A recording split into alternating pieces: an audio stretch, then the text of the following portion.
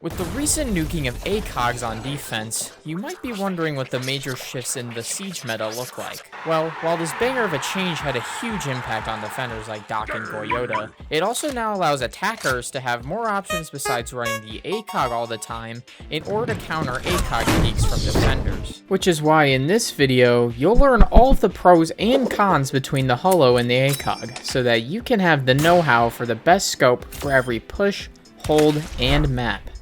Now, if you play a lot of ranked in Siege, you've probably died to an angle that looks like total bullshit from your perspective. These are known as pixel peaks, and the reason why you died to it is either because you haven't died to it before, so you didn't know where to pre-aim, or you were aiming, but because you had a holo sight, you could not see the guy shooting you as well as they could see you.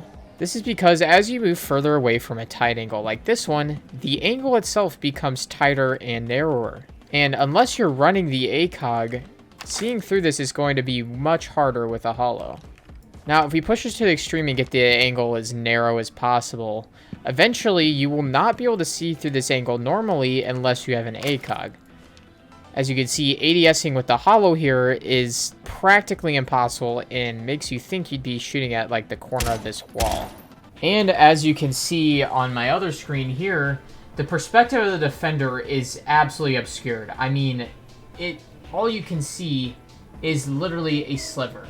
If you try to ADS, it's just going to look like you're aiming at the wall. Like, there really isn't much to see from the defender's perspective, which is why using the Acog is just absolutely broken for peaks like these. So if you want to abuse pixel peaks on attack, then this is definitely a huge pro for the Acog and a massive con for the holo.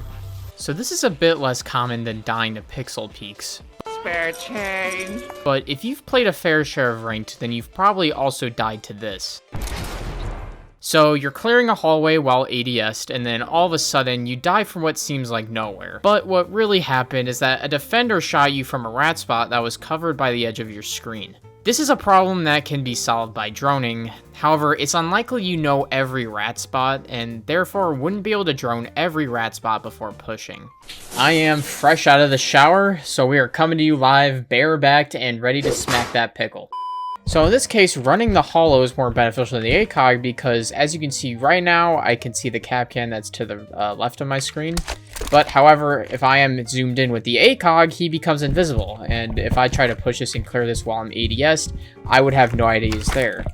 Rather than the holo where I can see him and then immediately flick onto him. And so that's why it's good to run the holo when you know you're pushing a close range angle, because naturally you'll be able to see the more ratty close range spots where defenders can catch you out. This is also why some pro players strictly run the holo on most weapons, which goes to show that the area of visibility around your scope is a pro for the holo and a con for the Acog. Another pretty straightforward one is how recoil feels on different scopes. This generally applies to less experienced players, but it can be applied more generally. So let's start with the general example. If you play an operator like Ace on occasion because he gets banned in most ranked matches, then there's a good chance you're not as familiar with his gun's recoil as much as you are with an operator you play more often. And the recoil is fairly unique to each weapon, which means what you're used to will likely be different than the operator's gun that you're trying. So if you decide to play Ace because he's not banned, and then you use the AK-12 with an Acog, there's a good chance that the recoil might catch you off guard and make you whiff when you have the chance to pick off a defender. This is because a weapon's recoil is a lot more pronounced when you're using the Acog. However, using the holo on any gun will make the recoil feel a lot more normal, or like a COD weapon, rather than a minigun with an 8x on it. Now, this does become less of a problem for experienced Acog users, as the recoil becomes muscle memory eventually. But if there is a good gun that you want to use that has a lot of initial recoil, like the R4C or the F2, then the holo should be your go-to because high recoil is a con for the Acog and a pro for the holo. This is a little less broad, and honestly, I think DMRs are probably in for a nerf soon, but the fact that most DMRs 3 shots to the chest is just too insane not to talk about in this video. Basically, if you're using a DMR, you definitely want to run the Acog on it. Just the enhanced sight picture alone will make it easier to body shot defenders at range and lead to plenty of free kills. As a side note, making holes quickly in the wall with any DMR will give you an advantage when peeking through them far away, making the defenders less likely to see you without an Acog, and you more likely to get those sweet body shot kills. When it comes to Siege, you always want to be trying to work smarter instead of harder. And DMRs are a great example of this because going for body shots is much easier than always going for a headshot.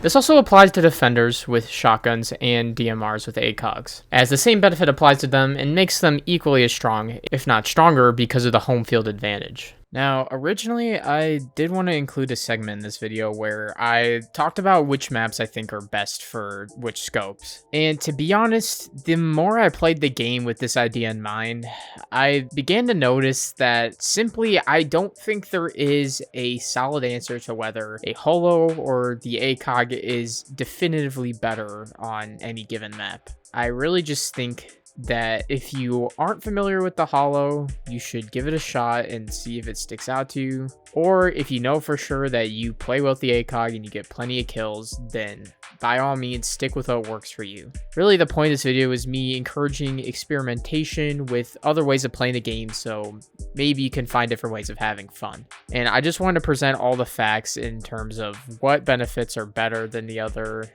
between the Holo and the Acog. Alright, there you have it. These are the scopes, their benefits, and their potential uses for every ranked map in Operation High Stakes. In the next video, I'm going to be giving my review of what it's like to hire Siege Coach and show you the potential benefits of a mentor in Siege. So if that sounds up your alley, make sure to subscribe to the channel and make sure you don't miss that video. And on top of that, if you are interested in improving in Siege and hitting Champ, then subscribing to the channel is a great way to learn alongside me as I share my experience on the path to solo queuing to Champ. Like always, I hope this video was beneficial to you, and I hope to see you around again soon. Good luck in your ranked games, and may we all reach our dream ranks. Peace, picklers.